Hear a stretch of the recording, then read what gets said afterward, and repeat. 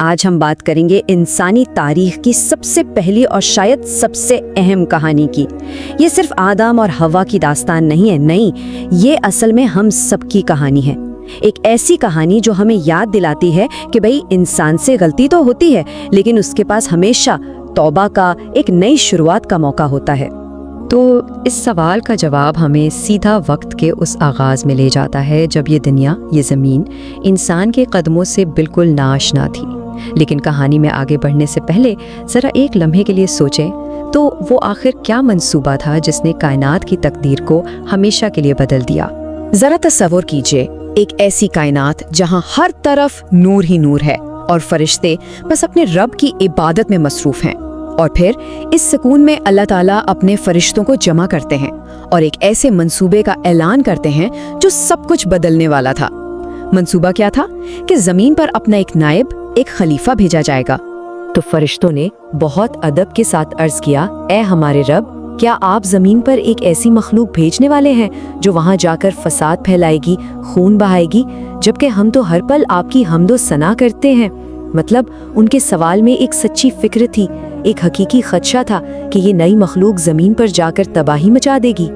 اور اس پر اللہ کا جواب آیا، بڑا ہی ختمی جواب، میں وہ جانتا ہوں جو تم نہیں جانتے۔ بس ان چند الفاظ نے سب کچھ واضح کر دیا کہ اللہ کا علم کہاں اور فرشتوں کا فہم کہاں۔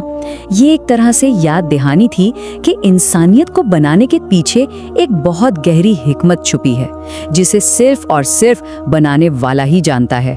اور بس بات وہی ختم ہو گئی۔ تو پھر پہلے انسان کی تخلیق کا عمل شروع ہوا اور اس کا آغاز ہونا تھا مٹی سے۔ لیکن زمین سے مٹی لانا کوئی اتنا آسان کام نہیں تھا۔ یہ ایک ایسا کام تھا جس کے لیے ایک بہت خاص فرشتے کی ضرورت تھی، ایک ایسا فرشتہ جو اللہ کے حکم کو ہر چیز پر مقدم رکھے۔ دیکھیے، ہوا یہ کہ زمین نے ہر فرشتے سے فریاد کی۔ اس نے کہا کہ مجھ سے جو انسان بنے گا وہ گناہ کرے گا، عذاب میں مبتلا ہوگا اور اس کی تکلیف مجھے بھی ہوگی۔ لیکن حضرت اسرائیل علیہ السلام نے اپنے رب کے حکم کو سب سے اوپر رکھا، اور ان کی اسی غیر متزلزل اطاعت کی وجہ سے اللہ نے انہیں ایک بہت بڑی ذمہ داری سونپی، روح قبض کرنے کی ذمہ داری، یعنی انہیں ملک الموت بنا دیا گیا۔ اور پھر جیسے ہی اس بے جان جسم میں روح داخل ہوئی، اس میں حرکت پیدا ہوئی، آنکھیں کھلیں، اور پہلے انسان کی زبان سے جو پہلا لفظ نکلا وہ تھا شکر کا کلمہ، الحمدللہ۔ یہ تھا انسانیت کا آغاز، ایک ایسا لمحہ جو کائنات کی تاریخ میں ہمیشہ کے لیے امر ہو گیا۔ لیکن جہاں ایک طرف پہلی عظیم اطاعت ہوئی، وہیں دوسری طرف تاریخ کی پہلی نافرمانی بھی ہونے والی تھی۔ یہ کہانی کا وہ موڑ ہے، وہ ٹرننگ پوائنٹ ہے جہاں سے خیر اور شر کی وہ جنگ شروع ہوتی ہے جو آج تک جاری ہے۔ حکم ملتے ہی ایک ہی لمحے میں تمام نوری مخلوقات سجدے میں گر گئیں، مگر ایک ہستی، فرشتوں کا سردار عزازیل، وہ اپنی جگہ اکڑا کھڑا رہا۔ اس کے چہرے پر صاف انکار تھا، نفرت تھی، تکبر تھا۔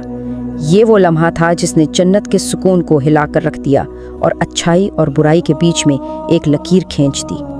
اور اس کی وجہ بڑی صاف ہے۔ ابلیس نے اپنی آگ کی تخلیق کو آدم کی مٹی پر بہتر سمجھا۔ یہ تکبر تھا، غرور کا وہ زہر جس نے اسے اپنے خالق کے حکم کے آگے اندھا کر دیا۔ اور یہ چیز ہمیں یاد دلاتی ہے کہ تکبر کتنا خطرناک گناہ ہے۔ یہ انسان کو اللہ سے بہت دور کر دیتا ہے۔ اس نے کہا، تو نے مجھے آگ سے پیدا کیا اور اسے مٹی سے، میں اس سے بہتر ہوں۔ یہ تھے ابلیس کے تکبر میں ڈوبے ہوئے الفاظ۔ اپنی برتری کا دعویٰ، یہ تھا تکبر کا پہلا گناہ، اور یہی چیز اس کی ہمیشہ کی بربادی کی وجہ بنی۔ واقعی یہ ایک بہت بڑی یاد دہانی ہے کہ ہمیشہ عاجزی سے کام لینا چاہیے اور کبھی بھی خود کو دوسروں سے بہتر نہیں سمجھنا چاہیے۔ تو جب ابلیس کو، جو اب شیطان بن چکا تھا، جنت سے نکالا گیا تو اس نے اللہ سے کچھ چیزیں مانگی۔ اس نے انسانیت کو گمراہ کرنے کے لیے قیامت تک کی مہلت مانگی، طاقت مانگی، اور اللہ نے اسے یہ سب دے دیا۔ لیکن اس کے ساتھ ہی اللہ نے توبہ اور رحمت کا دروازہ ہمیشہ کے لیے کھلا رکھا، اور شاید یہی اس کہانی کا سب سے بڑا سبق ہے۔ اچھا، اب واپس آدم علیہ السلام کی طرف آتے ہیں۔ سوچئے، وہ جنت میں ہیں، ہر نعمت موجود ہے، لیکن پھر بھی ایک گہری، ایک انجانی سی تنہائی ہے جسے وہ سمجھا بھی نہیں پا رہے۔ ایک ایسا خالی پن تھا جو صرف ایک ساتھی ہی دور کر سکتا تھا۔ تو جب آدم علیہ السلام سو کر اٹھے تو انہوں نے اپنے سامنے ایک بہت ہی حسین ہستی کو پایا۔ یہ حوا علیہ السلام تھیں، اور انہیں دیکھتے ہی آدم کے دل کا وہ سارا خالی پن، وہ ساری تنہائی ختم ہو گئی۔ یہ وہ لمحہ تھا جب انسانیت کے سفر کا ایک نیا، ایک خوبصورت باب شروع ہوا۔ تو اب جنت میں انہیں ہر چیز کی آزادی تھی، وہ جہاں چاہیں جا سکتے تھے، جو چاہیں کھا سکتے تھے، سوائے ایک چیز کے۔ ایک بہت ہی سادہ سا اصول تھا، لیکن یہی سادہ سا اصول ان کی سب سے بڑی آزمائش بننے والا تھا۔ یہی وہ اصول تھا جس پر ان کی تقدیر کا فیصلہ ہونا تھا۔ ادھر جنت سے باہر شیطان حسد اور بدلے کی آگ میں جل رہا تھا۔ اس کا ایک ہی مقصد تھا، کسی بھی قیمت پر آدم اور حوا کو بھی جنت سے نکلوانا، اور اس مقصد کے لیے اس نے ایک ایسی چال چلی جس نے انسانیت کی تاریخ کو ہمیشہ کے لیے بدل دیا۔ یہ کوئی اچانک حملہ نہیں تھا، یہ ایک پورا منصوبہ تھا۔ شیطان نے پہلے اللہ کے نام کی جھوٹی قسم کھائی، اور اس سے حوا کا دل نرم پڑ گیا۔ اس نے ان کے ڈر کو استعمال کیا اور انہیں یہ یقین دلایا کہ یہ حکم تو دراصل ان کی بھلائی کے خلاف ہے۔ مطلب اس نے انہیں ورگلایا۔ اور یہ ایک بہت بڑی یاد دہانی ہے کہ شیطان ہمیشہ ہمیں گمراہ کرنے کے لیے ایسے ہی جھوٹ کا سہارا لیتا ہے۔ ہمیں ہمیشہ ہوشیار رہنا ہوگا۔ اور جیسے ہی انہوں نے وہ پھل کھایا، نتیجہ فوری تھا۔